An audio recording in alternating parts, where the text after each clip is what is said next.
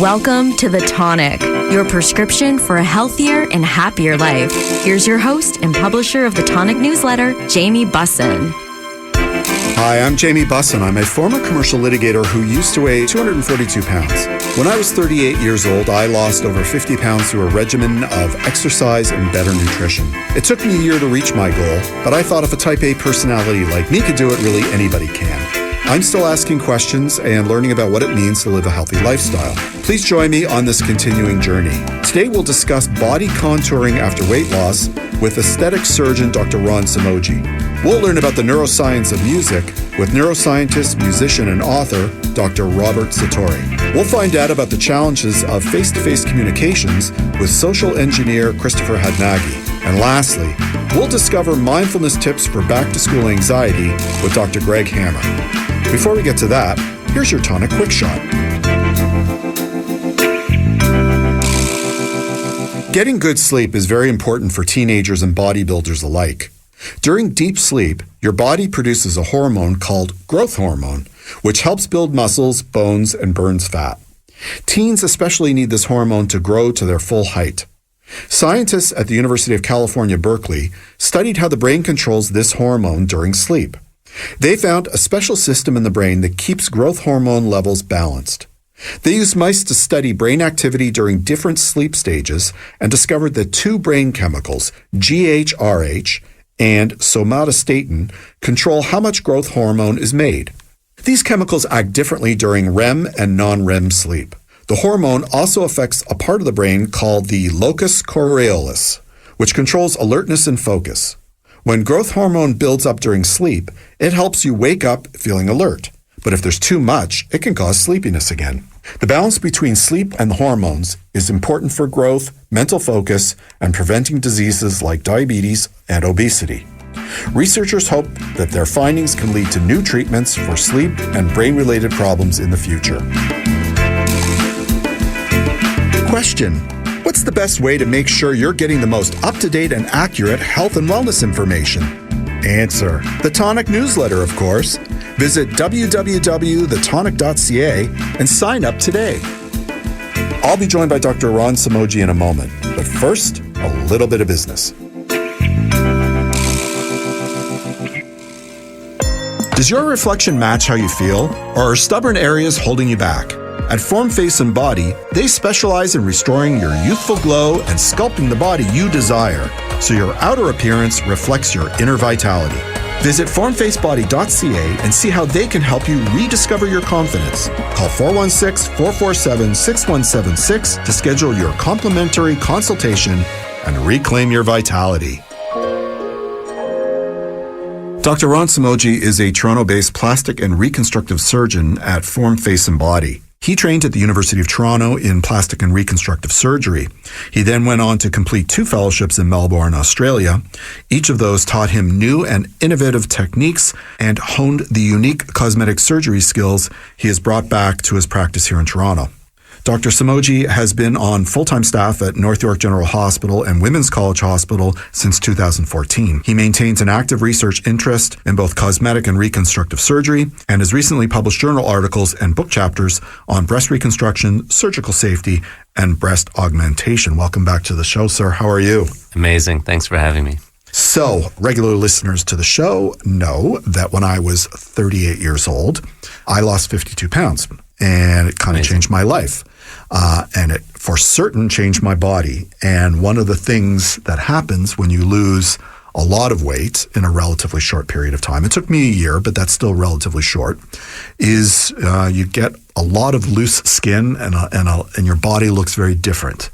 So I thought it would be interesting to bring the expert in to talk about what you can do in those circumstances and what you've seen when it comes to that type of surgery. Does that make sense? Yeah. It's a big topic, and it's one that I'm very excited to talk about, very passionate about. It's something we spend a big proportion of our time looking after. I also want to know, I'll have to go back and learn about, how you lost your weight, because these days people are losing a lot more weight and a lot of weight maybe a little bit easier than people did in the past. Yeah. So, I mean, you're probably dealing with a lot of people who've probably lost about 20, 25 pounds through using GLP agonists like Ozempic, et cetera, right? Like, Yeah. Is that what you're seeing in your clinic? We're seeing a lot of that. We still see a lot. I mean, patients that come to me, as you mentioned, if you've lost, 50 pounds or 100 pounds, those are the more common patients. What's really interesting about those medications is that it's helping patients to maintain their weight loss, so they get to the point where they really want to do something about the loose skin, right? If it's a little bit of an up-down sort of thing, then you may not get to the cosmetic surgery part of it. But once you've been able to maintain things, which a lot of patients can do these days, that's where we really come in. So, it's funny when patients come in and these consultations are very long, okay, because it's multiple areas very often. It's not just one thing, and nobody really knows where to start. The patients don't know where to start. So we really spend the first, hour just talking about what really bothers them. Of course, getting a good medical history, understanding how the weight came off, what the stability is like, all of those kinds of things. And then the rest of the conversation, it's remarkably straightforward. Not the planning part, we'll get into that. But I literally pinch and show in a mirror.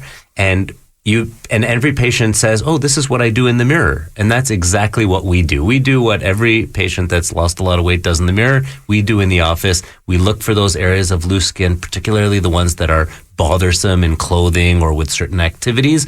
And we look to remove that skin and tighten the areas around it. That's the overlying principle for body contouring after massive weight loss.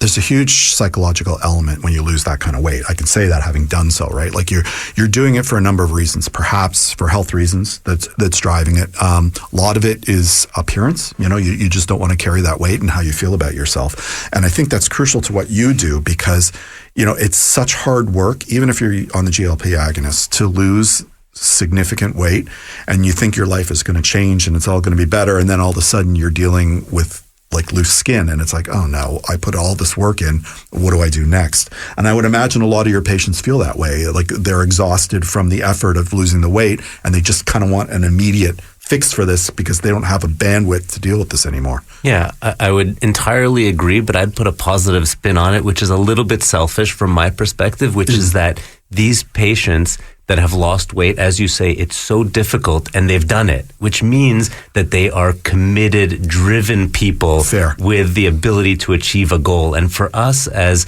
a surgeon that's going to do something that can be complicated, that's going to take some recovery, we know they're going to get through it. They've already accomplished something that's much harder than what I'm going to bring them onto. So, from our perspective, I absolutely love the commitment that these patients have. It's why every time I sit down, I walk into the room and I know how much weight they've lost. And I literally just look at them and say, I'm amazed by you. If I can help now to get you to the next stage, it would be my absolute honor because it's a totally different concept than somebody who just wants to change something that, bothers them. That's important too. But this is after, in most cases, years of effort. For sure.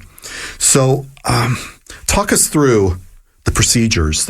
So somebody comes in, they've lost significant weight, and I appreciate there's a huge difference between somebody who's big boned and loses 50 and somebody who's smaller and who's lost 100. Those are different situations, but can you kind of walk us through what you do when they come in and where you go from there? Yeah, for sure. So the first thing, and what I would encourage anybody who fits this group to think about is what bothers you the most? That's really the question. And it's the first question I ask patients.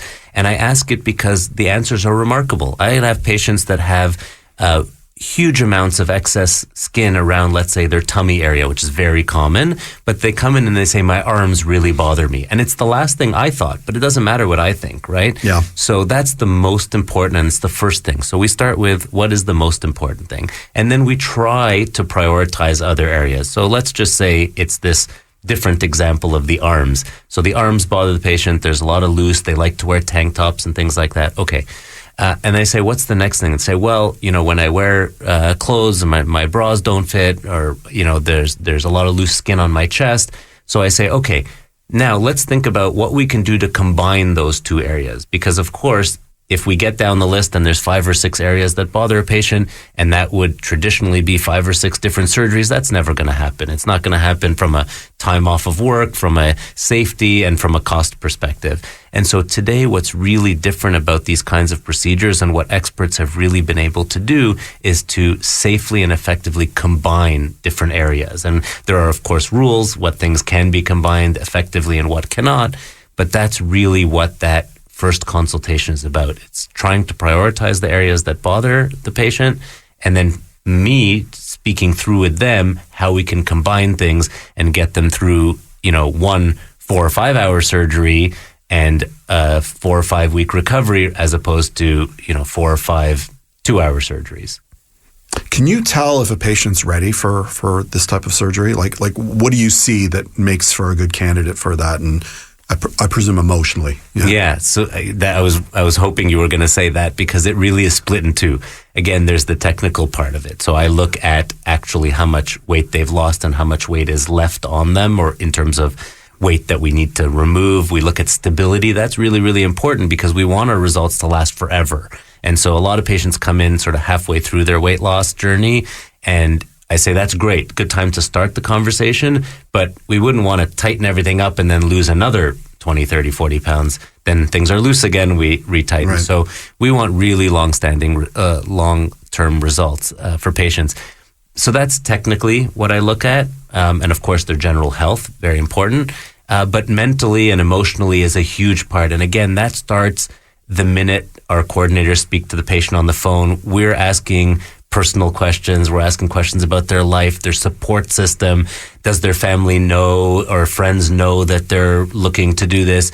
It's really, really important. And in most cases, our patients in this population, again, so goal-driven and are so accomplished in that they've lost the weight already, they come with that emotional stability. And so for us, it really becomes about making a plan and getting the courage to just go through with it. So I think you mentioned something off the top that resonates with me, and it's an issue for anybody that's lost significant weight. It is hard to lose the weight. It is perhaps harder to keep it off. And I would imagine you have to concern yourself with what happens if these people put the weight back on, right? Yeah, tremendously. It's just so disappointing for everybody. Fortunately, from the very beginning of our practice, we've made it an absolute goal to make that a priority, is the weight stability and maintenance. And so a lot of that is before we do anything. So understanding the patient and how they drive themselves, right, and what their stability has been. But it's also in, again, the partnerships. I think I mentioned this time or last time we were speaking about how incredible our team is. So first of all, our team spends a lot of time understanding the patient and if they're going to be able to maintain this for a long time. But we also have very important partnerships with weight loss experts and weight maintenance experts that we put our patients in touch with very, very closely. And whether that's on the exercise side, on the diet, nutrition side, or on the medical weight loss, like the GLP-1 agonist side of things. And all of those things, when we do all of that, and we do it for every single patient, really does ensure a near 100% success rate in weight maintenance. Between the surgery and the partnerships that we have, these patients just do incredibly well. But if you just went at it as, they lost weight, now we do the surgery, those numbers traditionally have not been nearly as good. I think you mentioned off the top how a lot of these types of patients, I wouldn't use the word willpower, maybe they're type A personalities. They're motivated to take the steps necessary to lose the weight. So they tend to be good candidates to keep it off. But unfortunately, the way things work, right? That as you get older, it's harder to keep the weight off, or maybe you get busier and you can't exercise. So do you have to factor that in when you're proposing the surgery? Is there a leeway, or are there ways for you to sort of think about that? Like, is there a buffer zone, or? For sure. And I think that's where I do lean on, first of all, total honesty and transparency with patients. So, for example, a patient that tells me right off the bat, well, I'm perimenopausal, I've been struggling with weight coming up and down. And so we talk about that, and we talk about how things are going to change no matter what we do. We're going to give you a beautiful result. You're going to be super happy, but you're going to age like a normal person, and that is entirely normal. So we have very candid conversations about that. But again, that's where I really lean heavily on our partners, people that help us to look after patients, specifically weight loss patients, that understand how life changes, how age affects things, and they can help. Sometimes it's hormones, sometimes it is some of these medications, and sometimes it's a lot of psychological, and lifestyle type of changes. What makes someone an expert in post-weight loss surgery or taking care of really loose or extra skin? Well, first of all, it's a commitment, right? So, the thing that we share with our patients, they come in having had made a real commitment and now making another one towards the shape of their body and restoring that. We make a commitment to looking after them from the minute they walk into the office until, 6 months later when they forgot that they ever had any surgery. And these are relatively big surgeries in the scale of cosmetic surgery. And so there's lots of things that come up, whether it's, areas of persistent loose skin, it's wounds that aren't healing as quickly as we want, or scars that don't look as nice as we expected. All of these things happen in very small proportions, except that when you're doing big surgery, the proportions, of course, get a little bit higher. And so understanding that these are not surprising to us, they're not frustrating or annoying to us, they're just part of how we look after patients. So, my nurse is an expert in specifically looking after all of these problems I just mentioned and a few more. And so she expects patients to call. She preempts them and says, on week 3, this is what you might experience. Give me a call, send me a photo. We're going to talk through it. We're going to figure out what to do. And so what makes us experts is anticipating, understanding what's going to happen, and being fully capable and happy to look after these things. So the happy part, I'm sure for you, is you get to see how these surgeries change people's lives. So what happens when people get this types of surgery? Yeah, I you know what? I don't even know how to answer it because I literally get emotional. I can't tell you how many patients cry and then I end up, having a little teary eye. A moment. There's a moment for sure. And we all do. Like it's usually myself and the nurse in the room, and we take a bandage off. And so many times I hear patients say, I didn't think this was possible. And that to me is the most unbelievable thing. And then I see them 6 months later and they come in their gym outfit and they're living their best life. And there's just absolutely nothing better than that. So surgery like this, and in particular, there might be multiple surgeries required. It seems like a really big deal and probably some cost attached to it.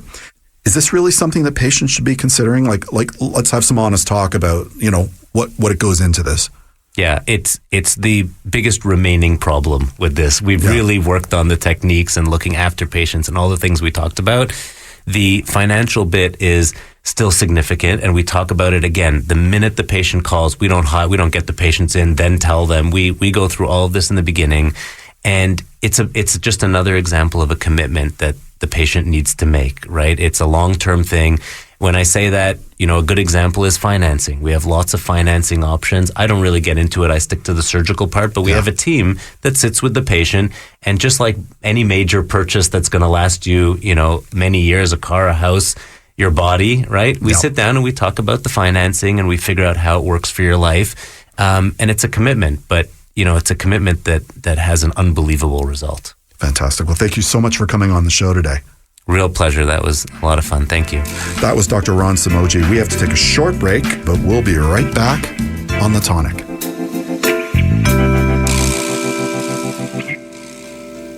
If you've been injured in an accident that wasn't your fault, then you need a lawyer who knows New York's unique personal injury and workers' compensation laws. At the Parisman Firm, they have decades of experience handling all types of accident cases and a proven track record of delivering huge results. Their team has already recovered nearly $1 billion for injured New Yorkers. From construction to car accidents and slips and falls, they've got you covered. Call the Parisman Firm now at 718-WORKERS, where your case is their cause. Get the justice you deserve today. Hi, former New York Giant Leonard Marshall here. Please join me at the Alzheimer's Foundation of America Family Fun Day on September 27th. Bring your family to AFA's Barbara Rabinowitz Education and Resource Center in Amityville for a fun-filled day of intergenerational activities in celebration of Grandparents Appreciation Month. Learn more and register at AFA September 27th Family Fun Day by visiting www.afalongisland.org or calling 631-223-4000. For more than 30 years, Genestra brands have been trusted by health professionals across Canada. Their supplements are supported by scientific research and manufactured to meet high-quality standards. By combining traditional use with modern clinical evidence, Genestra provides professional-grade supplements that support your health. Learn more about their full range of products at genestra.ca. Bring the Ryder Cup spirit straight into your living room with Ryder Cup Live Watch Party Kits. You get everything you need to turn any space into the ultimate fan zone. Flags, cups, decor, and more. Host a few friends with the at-home kit or go big with the ultimate kit for larger gatherings. No matter where you are, you can celebrate in true Ryder Cup style. Ryder Cup Live Kits, your ticket to golf's biggest rivalry at home. To learn more, visit RyderCup.com. Game time isn't just on the field. It's in your driveway, too. At Kia City of the Bronx, they're making plays with the full lineup of brand new Kias ready for you at 3505 Connor Street. Don't sit on the sidelines while your dream car drives by. Visit KiaCity.com or call 646-917-7955 and they'll get you behind the wheel of something fresh. Kia City of the Bronx. This is how the Bronx drives. You matter, and so does your well-being. If you're facing tough moments, struggling with anxiety, depression, thoughts of suicide, or substance use, help is here anytime you need it. Call, text, or chat 988 for free confidential support. New Jersey's 988 Suicide and Crisis Lifeline is here 24/7 for you or someone you love, with trained counselors who listen and care without judgment. You matter. Remember New Jersey's 988. A message from the New Jersey Department of Human Services. I'd like to give a shout out to our long-standing sponsor, Omega Alpha. This company is 100% Canadian-owned. Their team consists of allopathic and naturopathic doctors, nutritionists, researchers, and other scientific professionals, all led by their CEO, Dr. Gordon Chang. Formulations are created on their 40,000 square foot facility located in Toronto. Omega Alpha uses only the highest quality ingredients to manufacture the most efficacious yet price-friendly nutraceuticals. For more information about Omega Alpha, visit omegaalpha.com. On the basketball court, the soccer pitch, or even the golf course, your crew brings their best not just for the win, but for that post-game celebration. When victory tastes like Michelob Ultra, it's worth every drop of sweat. And if you don't win, you'll still get the beer. It's just on you. Superior is worth playing for. Michelob Ultra, 2.6 carbs, 95 calories. Superior light beer. Enjoy responsibly. Copyright 2025, Anheuser-Busch Michelob Ultra Light Beer, St. Louis, Missouri. With Robinhood, not only can you trade individual stocks and ETFs, you can also seamlessly buy and sell crypto at low costs. Trade all in one place. Get started now on Robinhood. Trading crypto involves significant risk. Crypto trading is offered through an account with Robinhood Crypto LLC. Robinhood Crypto is licensed to engage in virtual currency business activity by the New York State Department of Financial Services. Crypto held through Robinhood Crypto is not FDIC insured or SIPC protected. Investing involves risk, including loss of principal. Securities trading is offered through an account with Robinhood Financial LLC, member SIPC, a registered broker-dealer. Whoa! Jason Kelsey just found out that NFL Sunday Ticket now lets you subscribe month to month. Yeah! He just realized you can join and cancel anytime. Ha-ha! Now that's what I'm talking about. Now he just found $1 in the sofa. Yeah! And he just saw a great parking spot open up. Look, just because Jason's easily excited doesn't make NFL Sunday Ticket month to month any less great. Right, Jason? Yeah. Get NFL Sunday Ticket month to month and cancel anytime. Woo! Sign up at NFLSundayTicket.com. Renews every month during the 2025 regular season. Cancel anytime. Terms and embargoes apply. No refunds. Commercial use excluded. Welcome back to The Tonic, your prescription for a healthier and happier life. Here's your host and publisher of the Tonic newsletter, Jamie Bussin. Robert Sartori was born and raised in Buenos Aires, Argentina. He studied music and psychology at Boston University and obtained his PhD at Brown University, followed by postdoctoral work at Montreal Neurological Institute of McGill University, where he currently holds a Canada Research Chair.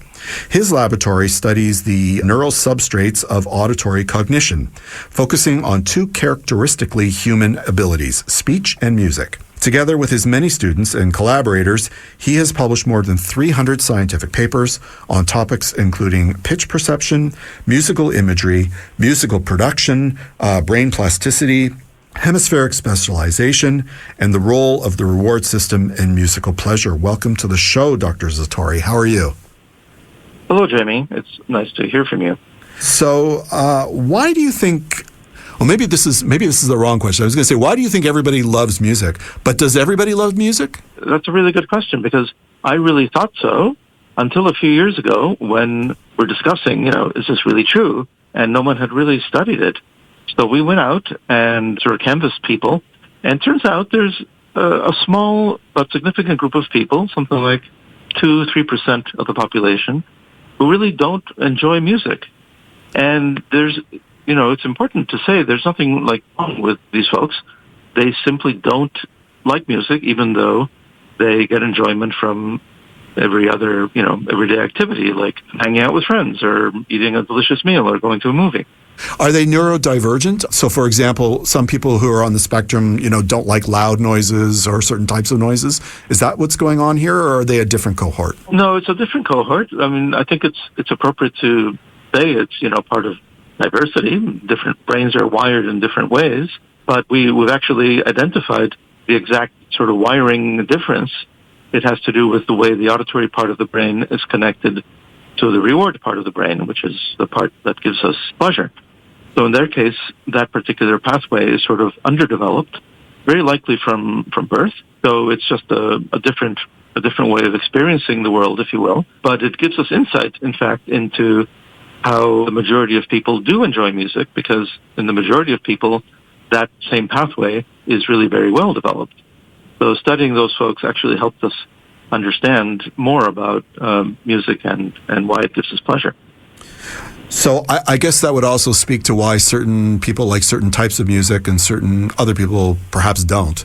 Is that true? Well, that's a very separate question, I would say. So the people that we call, that we say have musical anhedonia, are the people who just don't enjoy any kind of music, right. no matter what it is. Majority of people who do enjoy music have particular preferences. They like one genre of music, and they sometimes really hate some other genre. And there are many factors that are relevant for this.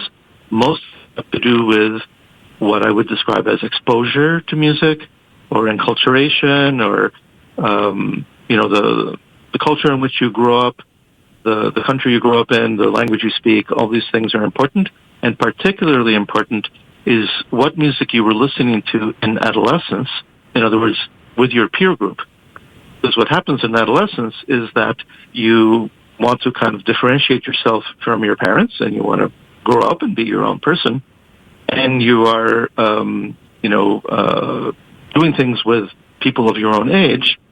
And so music is a big part of that, because it forms part of your own personal culture. And there's another really interesting factor, which is that adolescence, the dopamine system really kicks in. This is a system that regulates the reward system. So it's not a surprise that in adolescence, that's the time we first fall in love, right? Everyone has that experience. And we first really fall in love with music. And those things are all interrelated. We do little science bits off the top of the show, and one we did recently, and actually landed in our newsletter as well, is there appears to be a psychedelic effect with people who listen to music and who do certain breathing exercises. Does any of your work touch upon any of that? No, we haven't done that work, but it's interesting that there is increased interest in the medical community these days on the use of psychedelics. It's not something I've studied particularly. But what's interesting is that in these sort of medical applications, music is always part of the therapy. They always include music along with, controlled dosages of psychedelics.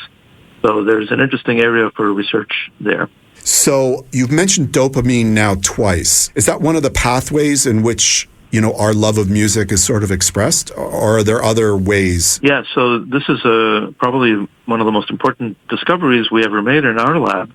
Was about 20 years ago or so, when we did brain scans on people, and we have a way of testing for dopamine response in the brain using brain scans.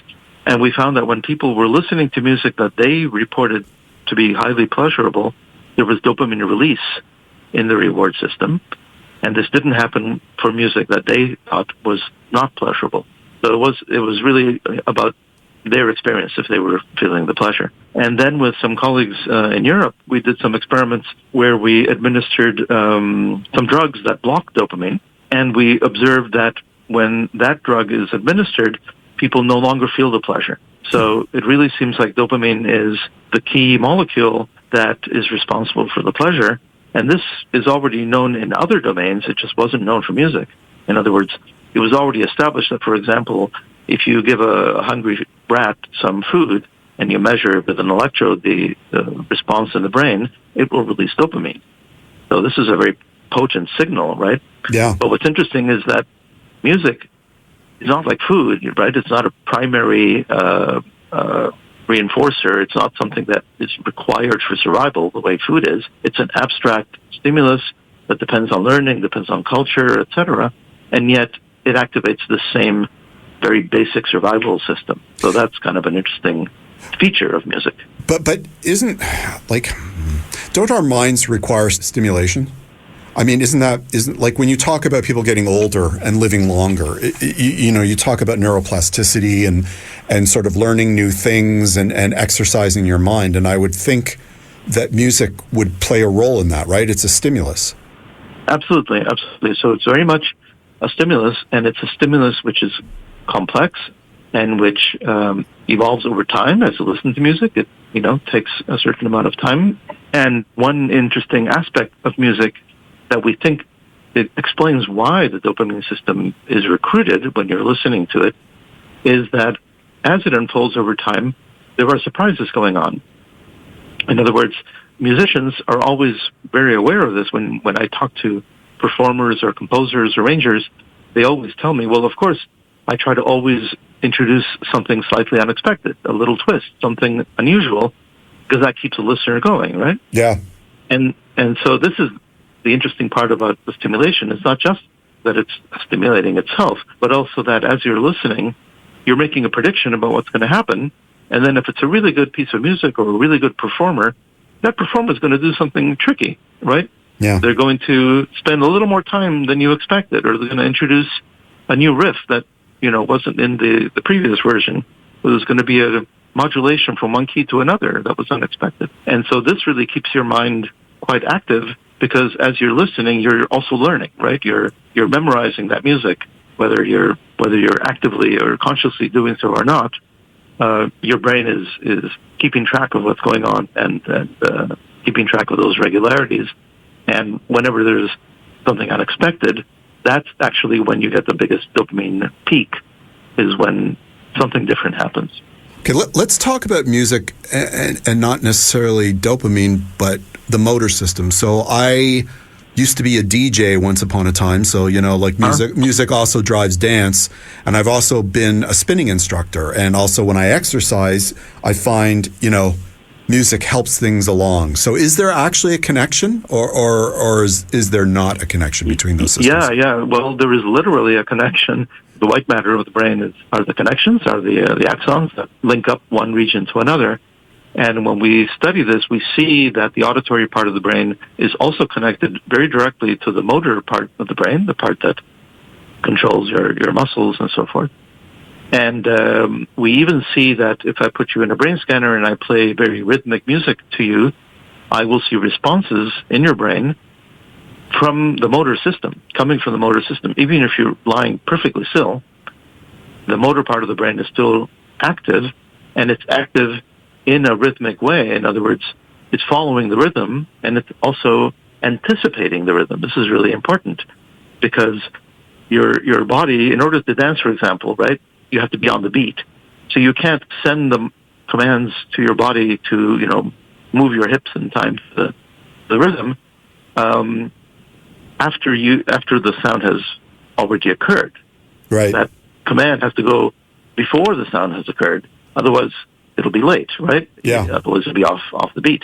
So the motor part of the brain, the part that controls the muscles of your body, is very directly linked to the auditory part of the brain. We actually can see that when we measure, for example, the white matter, which is the part of the brain that links up one region with another.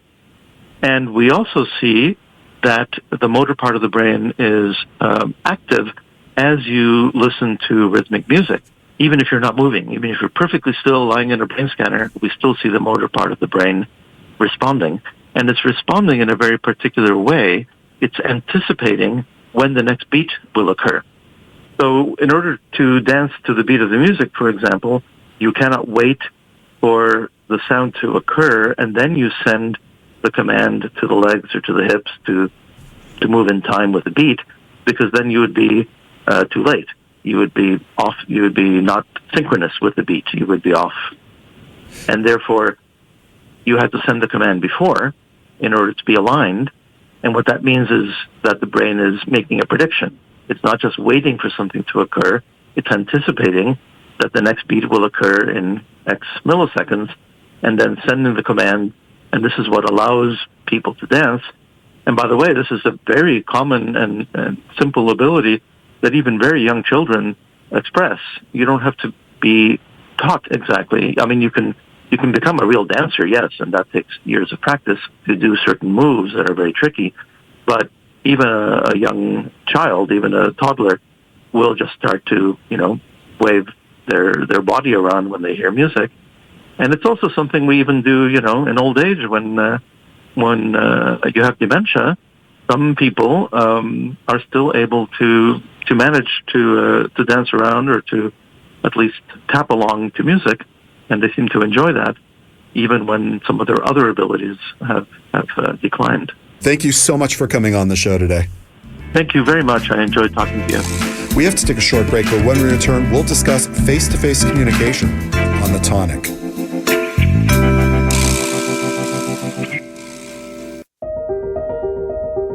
You know so much about who you are. But do you know what makes your body your body? With over 100 lab tests and insights, Function can help you know the truth. Because you know you're made of grit, wit, and a good heart. But just how healthy is that heart? You know you're made up of all the places you've called home. You know you're made of your mom's sarcasm. And now you can find out if you have her thyroid too. You know you're made of college all-nighters and 30s early-nighters, but those still don't explain your sleep issues. You know that you're made up of good meals with even better conversation. But are you actually absorbing those nutrients? A Function membership gives you a comprehensive health check with results tracked over time. Find out what you're made of at functionhealth.com. Why watch alone when you can join the crowd? Ryder Cup Live is taking over New York's favorite bars and pubs with official watch parties all weekend long. From upscale lounges to classic Irish pubs, you'll catch every swing and putt in a club-level atmosphere surrounded by fellow fans. Cheer, toast, and rally behind your team at the hottest Ryder Cup watch spots across Manhattan. Ryder Cup Live, because the best games are watched together. To learn more, visit RyderCup.com. Record numbers of residents are getting quality, affordable health insurance through Get Covered New Jersey. If you recently had a major life event such as marriage, pregnancy, or insurance loss, you may be eligible to enroll now. All health plans include preventive care, prescriptions, emergency services, and more. 9 in 10 enrolling get financial help, and many pay $10 a month or less. Find out if you qualify at getcovered.nj.gov. That's getcovered.nj.gov. Does your skin need some pampering? Treat yourself to a luxurious exotic oil from New Roots Herbal. Organic or wild crafted, these oils are sourced from around the globe and tested to ensure purity. Never diluted, they're rich in vitamins and nutrients for radiant, healthy-looking skin. Choose from a wide variety including argan, rosehip, or Skin Lovers Blend. Now available in a stunning gift set, perfect for that special someone. Available only at fine health food stores. The right mattress helps you sleep at night. The right price helps you sleep even better. Hi, it's Michael K. I trust my friends at PC Richard & Son. They're local, family-owned, and listen, they won't just sell you a mattress. Their experts walk you through a 4-step fitting process so your bed actually fits you. Now that's what I call service, which is kind of their thing. Get top brands like Sealy, Stearns & Foster, Tempur-Pedic, all at the guaranteed lowest prices. Plus, fast and free delivery. Sleep better with PC Richard & Son, the local company you can trust. Free delivery on mattresses $199 and up, excludes Manhattan. My name is Georgios Tsetis. I'm the co-founder of Nutrafol. My hair started thinning in my early 20s. I tried everything and nothing was really working. So we created Nutrafol. Our hair growth supplements undergo clinical trials and have helped millions of men and women get visibly thicker and stronger hair in just 3 to 6 months. Get growing at Nutrafol.com. That's Nutrafol.com. These statements have not been evaluated by the Food and Drug Administration. This product is not intended to diagnose, treat, cure, or prevent any disease. Life insurance. Why are you putting it off? Can't afford it? Too much hassle? Think you don't need it? There's lots of excuses for putting off life insurance. But if you weren't there, who would pay the mortgage and other bills? With Ethos, you could be covered in 10 minutes and boom, family protected. Ethos, fast and easy online term life insurance. Up to $2 million in coverage with no medical exam. Some policies as low as $1 a day. Answer a few health questions and get your free quote at ethos.com/play. That's ethos.com/play. Welcome back to The Tonic, your prescription for a healthier and happier life. Here's your host and publisher of the Tonic newsletter, Jamie Bussin. Christopher Hadnagi is a trailblazer in the realm of social engineering and a master hacker. His vast experience in the field, from training law enforcement professionals to speaking at renowned events like RSA and Black Hat, highlights his authority. He's the best-selling author of several technical books on security, including Social Engineering, The Art of Human Hacking. And to find out more about him, you can go to his websites, social-engineering.com and humanhackingbook.com. Welcome back to the show, Chris. How are you? Thanks. Good to be here. So today we're going to talk about something that I think is a lost art, which is face-to-face communication. But before we do that, even though you've been a regular guest on the show, we should probably explain, what social engineering is, and then, if you want to take step number 2, how does it apply to face-to-face communication and not just sort of the digital realm? Yeah, I think it's a good place to start because a lot of times when people look up or think about social engineering, they always apply it to the malicious side. So they say that manipulating people to do something. But in my research over the last 20 years, I've kind of defined social engineering as any act that influences a person to take an action that may or may not be in their best interest. So yes, it can be used maliciously, but it's basically the science of understanding how humans make decisions, how they like to communicate those decisions, and then using influence principles to influence that decision. Okay, so you and I have had these discussions before, and it's my thesis, and you don't feel free not to agree with me if you don't feel the same way, but I find that people are challenged in direct communication, talking at a cocktail party, talking when they're going out for dinner, having interactions with coworkers face to face, or just meeting people because of a number of factors of modern life. And I would identify internet, social media, and basically our shortening attention span. Do you agree with me, or do you see other factors at play? No, I 100% agree. And I think that when COVID happened and we were forced to alienate from each other and go to a completely digital type of communication, that made it 10 times worse. And if you just and I hate to even use the platform because it's just turned to garbage, but X used to be Twitter. Yeah. It is just like one giant platform of hate speech. You could say anything you want to anyone. So when you communicate like that, and now you come face to face with a person, you're like, oh, wait, I can't talk that way. And people just lose their confidence, their mojo, their ability to actually have words with another human being face to face. I used to be a lawyer. And, when you go to law school, you have to read a lot of cases, right? And those cases, ridiculously, the higher up you go, the longer the cases, right? In some instances, when it got to the Supreme Court in Canada, you're looking at 300-page decisions, like no joke, right? Which is like a book, right? And a short one at the Supreme Court, and those are obviously the leading cases, might be 150 pages. Whereas now, I can barely make it through a New York Times article. And, it's not senility. I'm not there yet. No. But my attention span has completely shortened, for everything. Like I can't watch TV or movies or anything the way I used to. I have to really force myself to pay attention. This must be happening for everybody. Well, we call it, I don't know if everyone would agree with me, but I call it the TikTok age, right? Yeah. We have been trained by social media that, you're going to make a 3-course meal. You better be able to show that to me in 60 seconds or I'm done with you. Yeah. Right? So right. I don't want to sit here for an hour masterclass. No, show me how to do this in 60 seconds. Give me the recipe and leave me alone. So we got into this mental state where we expect things to be delivered immediately and super fast with clear understanding. And if you don't do that in your messaging, you're going to lose. A sidebar, but I'm finding that with the show now I'm marketing more on social media. It's really hard to take a health and wellness issue and whittle it down to 15 seconds. It's almost impossible. It's meaningless. But let's circle back to face-to-face communication. Knowing all that we know, let's start applying some of your skills so that people can have better conversations and gain people's trust. So what would you recommend to people? Okay, I got a clear path for like having an amazing conversation with anybody. If you're going to approach someone for a conversation, the first thing is put your phone away. Yeah. Don't have it in your hands. Put it away. Put it in your back pocket. Put it in your purse. Just put it away. If you're holding it and it vibrates or dings, you're gonna feel the need to look down. Breaking that eye contact, breaking that nonverbal connection is a clear path to being like, you don't really care about me. So don't have your phone. And if you have to, because it's an emergency, say that. Hey, I'm really sorry. I got to hold my phone. My kid's, getting off the bus and he needs to call me or something. I have to be available. Whatever. Just be honest about it if you have to. But if you can, put the phone away.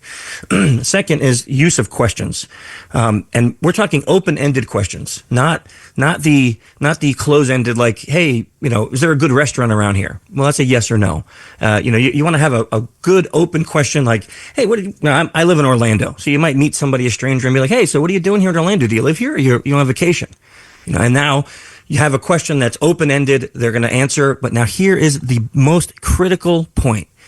As the conversation gets engaging, you have to perform active listening. Yeah. And active listening is the art of listening with the intent of hearing and understanding and not thinking about what you're going to say next. The second you start thinking about your next words, you're not listening, and the conversation could take a wrong turn. And people are cognizant of it. There's lots of, you find yourself in a conversation and, I live in my head. So I do think about what I'm going to respond or, where I'd like to take the conversation. But I actually have to turn off that little skill if I'm trying to engage with somebody, because I don't think it's very rare that you can do it and still seem genuine, I would say. Yeah. And it's, I agree. And I think authenticity is what we're missing. To be a good communicator, you actually have to be yourself and present yourself that way. And part of that, I think, is being open to that communication to the extent that you are, right? And one of the things I teach first on that point is understanding communication profiling. And I'm not talking about profiling the other person at first. It's understanding yours, right? Yep. So I'm what would be considered a D communicator, which is very direct. The strength of a D communicator is I can be direct, I can be straightforward, I can take criticism, but the cons of a D communicator is I can be a jackass sometimes. Yep. I could just be too blunt. I could be too straightforward and turn people off. Well, if I know that, right? If I know that is the way I am and I have the capacity to be that jerk at times, then if I'm in a conversation with someone and they say something I don't agree with, well, now I can say, hey, Chris, don't let that part out, right? Don't become a jerk. Like that's just their opinion and they're allowed to have opinions that differ from yours. You have to have that internal dialogue. Once you profile yourself, now you can profile the other person so you can see if there's any adjustments in your communication style that could be more effective in communicating with that person. Yeah, but as a fellow blunt instrument, I can tell you sometimes you really just need to get what you need to get off your chest. I agree. I agree. So I can't help myself, and there have been instances when I've done it and I've immediately regretted it. Right? Like I can elicit laughs because I'm like lightning fast, but along with being that blunt and that quick comes like the shame of overstepping your boundaries, right? Like it happens to me all the time. It sounds like you and I are quite similar in that regard. Oh man, one of my biggest, I'm still training myself. I'm married 31 years coming up. And, my wife will come out and I'm like, ooh, you're going to wear that? Yeah. I mean, that is just like, what are you doing, dummy? Like, no. And you know what you're doing when you're doing it, Chris. I mean, be honest, right? Yeah, it's coming out, and I'm like, I don't really think that looks great, but it's coming out, and I could have said it way differently, 100%. And it comes out like a lead balloon, right? I hear you. I'm still working on it too, but it's part of our charm, I would think, right? Like people, that's part of our authenticity. Take it or leave it. I mean, that's what I'm told. People say, you can be a really big jerk, but I get you, right? So, it's a yin-yang thing. One of the things that my team likes about it is that they have no problem coming to me and telling me if they disagree with something or saying that I did something that upset them. And that's the strength of it, right? Is that people that are with you or that work for you or work with you or your family knows that they can come to you and say, hey, that was kind of stupid. Like, I really didn't like that. Yeah. And you'll go, oh, man, I didn't know. Okay, sorry. Let me work on that. And we're not going to have an argument because you had to tell me something. Okay, enough about us. Let's talk about people that aren't like us. We've discussed this briefly before, but let's talk about body language, tone, or eye contact in terms of building rapport in a relationship. Yeah, so there's a couple really key points. First of all, eye contact. It's this sounds easy, but it's something that you really have to work on because you don't want to have intense eye contact with the person. That's creepy. That doesn't feel good. Right. A normal conversation, you look at the person, but you also have time looking away. And you have to practice that. So you don't want to be looking away the whole time, and you don't want to be staring intently. So there's this middle ground where you have that eye contact. But now, even more important is our hips point to where we're interested. So if you're walking up to a complete stranger, you probably don't want to be full on facing your hips at them right away because you don't know them. They don't know you. And let's say it's a member of the opposite sex. That's creepy. It's going to come on like, hey, I'm hitting on you. But if you start the conversation where you're kind of blading away from the person, and as the conversation gets engaging, you turn slowly, you'll notice something. It'll be really interesting because in mirroring, they'll turn towards you. And that's a great sign that you're actually building rapport and having an engaging conversation with that person. Let's switch roles. What are some of the indications that perhaps somebody's trying to manipulate you in a conversation? What should you be looking for? Yeah, that's a great question. So a lot of times manipulators, they'd like to use strong emotions. Right, that's one of the first cues in anything. They'll try to use fear, or they'll try to use greed, or lust, or anger. Right, they'll try to elicit a strong emotion out of you because, and they might not understand the neuroscience behind it, but there is actually science behind this. When our amygdala is engaged because of fear, let's say, it actually starts processing psychological and physiological responses, and it shuts down our frontal cortex. It's actually not operational. And this has been proven by Dr. Daniel Goleman in a study that he did. He wrote a book on emotional intelligence where he did this study and proved that this is what happens. So now think about that. If your amygdala's hijacked, you're feeling fear, you're feeling surprise, you're feeling lust, whatever it is, the next decision you make is not being made with your logic centers. It's being made out of pure emotion. So manipulators will almost always use strong emotion and try to get you triggered so that way your decision making capabilities are down. Interesting. I mean, actually, let's think about it, right? So let's take it out of face to face for a second. Yeah. Grandma gets a phone call. This is the IRS. Yeah. You haven't paid your taxes. We're stopping your Social Security. Yeah. Intense fear, right?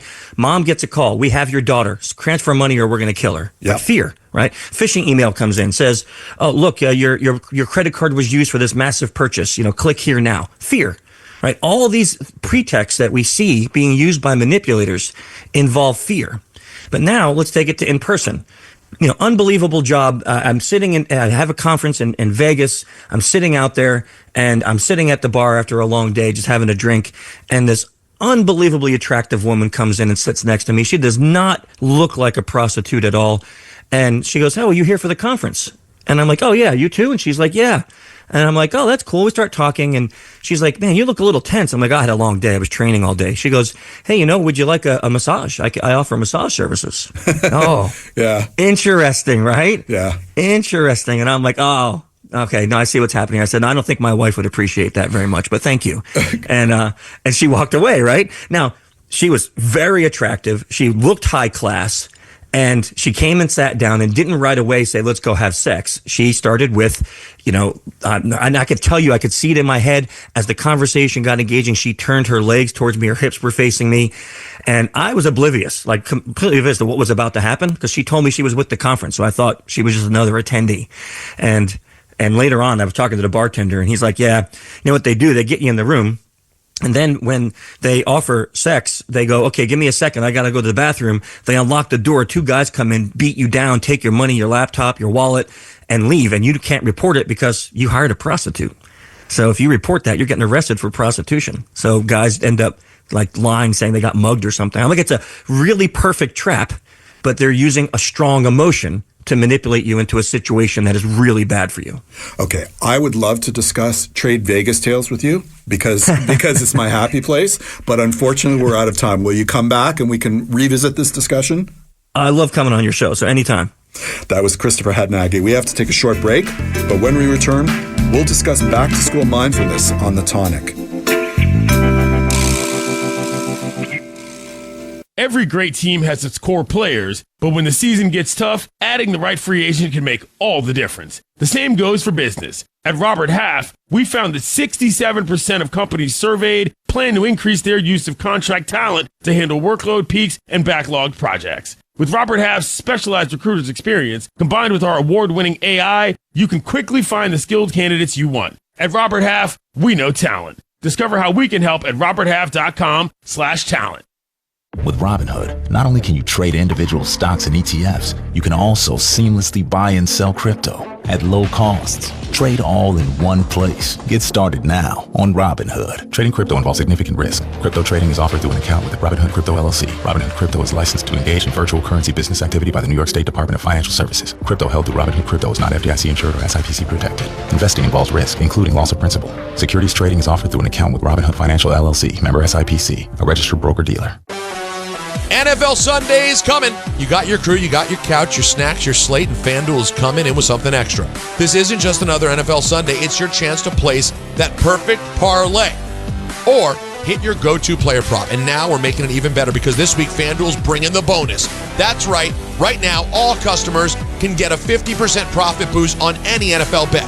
However you play your game, FanDuel's got your back with something extra in your account because that's what Sunday should feel like. Visit FanDuel.com/Peter to download the app and get in on the action before kickoff. This week, FanDuel's bringing the bonus. Right now, all customers can get a 50% profit boost on any NFL bet. However you play your game, FanDuel's got your back with something extra in your account because that's what Sunday should feel like. 21 and over and physically present, New York. Option required. Bonus issues, non-withdrawable profit boost tokens. Restrictions apply, including any token expiration and max wager amount. See terms at sportsbook.fanduel.com. For help with the gambling problem, call 877-8-HOPE-NY or text HOPE-NY 467-369. For over 40 years, the Big Carrot has been the community's go-to for fresh, local, and organic goodness. As a worker-owned natural food market, the Big Carrot is all about healthy living, sustainability, and bringing people together. They've got everything you need, from vibrant produce and bulk goodies to natural body care and wellness advice to keep you feeling amazing. And their kitchen and juice bars, serving up deliciousness every single day. Now, as they celebrate 41 incredible years, they're inviting everyone to join the fun. Head to thebigcarrot.ca to discover more and follow them on Instagram at The Big Carrot for a chance to win big in their anniversary giveaways. You matter, and so does your well-being. If you're facing tough moments, struggling with anxiety, depression, thoughts of suicide, or substance use, help is here anytime you need it. Call, text, or chat 988 for free confidential support. New Jersey's 988 Suicide and Crisis Lifeline is here 24/7 for you or someone you love, with trained counselors who listen and care without judgment. You matter. Remember New Jersey's 988. A message from the New Jersey Department of Human Services. This fall, golf's greatest rivalry comes alive like never before. The Ryder Cup isn't just at Bethpage Black, it's everywhere. From a high-octane fan zone at Rockefeller Center to official watch parties across Manhattan to curated fan kits bringing the action home. You can rally with Team USA or Team Europe wherever you are. Feel the passion, celebrate the tradition, and live every putt, drive, and cheer. Ryder Cup Live. Be part of golf history on and off the course. With Robinhood, not only can you trade individual stocks and ETFs, you can also seamlessly buy and sell crypto at low costs. Trade all in one place. Get started now on Robinhood. Trading crypto involves significant risk. Crypto trading is offered through an account with Robinhood Crypto LLC. Robinhood Crypto is licensed to engage in virtual currency business activity by the New York State Department of Financial Services. Crypto held through Robinhood Crypto is not FDIC insured or SIPC protected. Investing involves risk, including loss of principal. Securities trading is offered through an account with Robinhood Financial LLC, member SIPC, a registered broker-dealer. My name is Georgios Tsetis. I'm the co-founder of Nutrafol. My hair started thinning in my early 20s. I tried everything and nothing was really working. So we created Nutrafol. Our hair growth supplements undergo clinical trials and have helped millions of men and women get visibly thicker and stronger hair in just 3 to 6 months. Get growing at Nutrafol.com. That's Nutrafol.com. These statements have not been evaluated by the Food and Drug Administration. This product is not intended to diagnose, treat, cure, or prevent any disease. Welcome back to The Tonic, your prescription for a healthier and happier life. Here's your host and publisher of the Tonic newsletter, Jamie Bussin. Greg Hammer, MD, is a recently retired professor at Stanford University School of Medicine, pediatric intensive care physician, pediatric anesthesiologist, wellness and mindfulness lecturer, and the author of A Mindful Teen, Helping Today's Teenagers Thrive Through Gratitude, Acceptance, Intention, and Non-Judgment. Dr. Hammer was the chair of the Physician Wellness Task Force for the California Society of Anesthesiologists, as well as a former member of the Stanford Well MD Initiative. He has been a visiting professor and lecturer on wellness at institutions worldwide and has taught the GAIN method to medical students, residents, and fellows at Stanford. Welcome back to the show, Dr. Hammer. How are you? Great to be with you, Jamie. As I said before we were on the air, I'm just getting over COVID, so I may sound a little congested, but boy, it's good to be back up on my feet. Yeah, I would imagine. I hear you. So today we're going to focus a little bit on a cohort that we usually don't on this show, and that's people going back to school, whether they're children, teenagers, or young adults, or even people going back to school after, I suppose, a gap and picking up on stuff. And this is as a result of your newest book. So why do you think people feel so anxious about going back to school? I think there are several reasons, Jamie, for anyone going back to school. I suppose for young adults or adults going back to school, some of the issues with younger kids may be a little bit different, but gun violence is one. Many schools have metal detectors. People do have to do drills about, what if a shooter were in the building, something that probably you and certainly I never had to deal with. I think for younger people in particular, social media, there's bullying, shaming, things like sextortion, which is a word that I never would have dreamed of 10 years ago even. Yeah. The political divide, I think, people on the left and right in the U.S. are very divided. Obviously, this has had a, impact on our relationship with Canadians to some degree, although I hope that most of them understand that most of us love Canada, just second to the United States. But still, the political divide affects relationships within families, family get-togethers, certainly affects relationships with friends and schoolmates. And then there's drugs, which have become more prevalent and more dangerous, particularly with fentanyl, which as an anesthesiologist, a drug I'm very familiar with. And then, among other things, kids who are applying to college are under a tremendous amount of pressure now. I think it's more competitive than ever. And, kids start having to prepare earlier and earlier, well before they're in high school. So there are just a list of things that kids have to worry about related to school that just didn't exist before. And there's other issues too, eco-anxiety, is there going to be an earth that's viable for my children and grandchildren? And then things that have been sort of more longstanding, like the economy. There's just a litany of things that create anxiety and perhaps even depression among students. Let's focus on younger students now and the parents of those students. What do you see as the role of those parents in mitigating their kids' anxiety when it comes to going back to school, for example? Well, I think that, first of all, parents need to have open channels of communication with their kids, of course. I mean, these are just basic sort of first principles in parenting. And I'm not a psychiatrist or, particularly an expert on parenting. I've had two teenagers. I've treated teenagers my whole life. I have, my domestic partner has a teenage girl. The two of them have a beautiful relationship. But in any case, parents need to have very open relationships with their kids. They need to talk. They need to be non-judgmental, which is the N in GAIN, as you know. And that particularly obtains when it comes to things like kids who have been shamed or bullied. They need to be able to talk to their parents, kids who may have been victims of sextortion. And AI is another thing that we didn't mention, but makes some of the incursions into kids' personal lives even more realistic and easy. So parents need to have open channels of communication, be non-judgmental, teach their kids principles of gratitude, acceptance, intention, and non-judgment, and in particular, be non-judgmental when it comes to talking to their kids. Good advice. So two of those topics, which sound like new things, Sextortion we've covered extensively in a harrowing episode of this show, and we're going to be dealing with AI psychosis in a coming episode. So I'm familiar with all these terms, and our listeners will be too. Let's talk about mindfulness generally as a tool to help with all these pressures and anxieties that kids may be feeling. Like, can kids actually use mindfulness? Is this something that can be taught that early? Oh, yes. I think kids as young as 4 or 5 can be taught some of the essentials of mindfulness. So the mindfulness method that I wrote about in my first book, Gain Without Pain, and the second one, A Mindful Teen, is starts with a brief morning practice involving slow, deep, deliberate breathing and a self-guided tour through the principles of gain, gratitude, acceptance, intention, non-judgment, and then return to pure focus on the breath. Can be done very quickly.